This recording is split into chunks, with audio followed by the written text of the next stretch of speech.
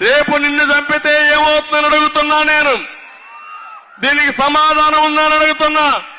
ఆ మనిషి తల ఏమైందో, సభ్య సమాజంలో ఉన్నా అనుకుంటున్నాడు లేదో, లేదా తనకు ఇంటర్నేషనల్ గా కూడా ఒక పర్మిట్ ఇది ఇచ్చారో తెలియదు, లైసెన్స్, కిల్లర్ లైసెన్స్ ఇచ్చారో తెలియదు. కానీ నేను జగన్మోహన్ రెడ్డి గారిని నిన్ను చంపేస్తే ఏమవుతుంది అని అడుగుతున్నాడు. నేను పబ్లిక్ మీటింగ్లో సెనిలిటీ అనుకోవడానికి లేదు.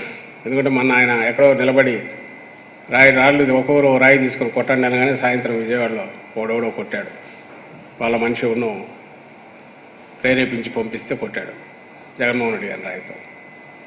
సో ఆయన డెస్పరేషన్లో మాట్లాడుతున్నారా, లేక కోల్డ్ బ్లడెడ్ పర్పెట్రేటర్ లాగా, కుట్రదారులాగా మాట్లాడుతున్నాడా, దాన్ని ఎట్లా చూడాలో నాకు అర్థం కావట్లేదు. మాట్లాడే మాటలు మాత్రం నాయకుడు కాదు, లేదా ఒక శాసనసభ పార్టీ అధ్యక్షుడు కాదు, మామూలు నాయకుడు కాదు, ఒక శాసనసభ్యుడు కాదు, ఒక కౌన్సిలర్ స్థాయి కాదు, సభ్య సమాజంలో ఉండదగ్గ వ్యక్తిగా అయితే ఆయన కనపడట్లేదు.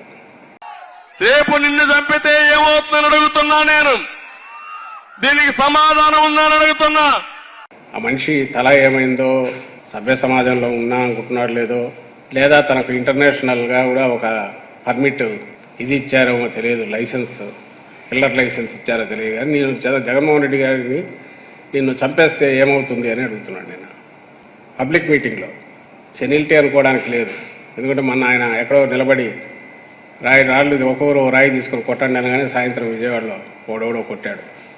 వాళ్ళ మనిషి ఉన్ను ప్రేరేపించి పంపిస్తే కొట్టాడు జగన్మోహన్ రెడ్డి గారి రాయితో.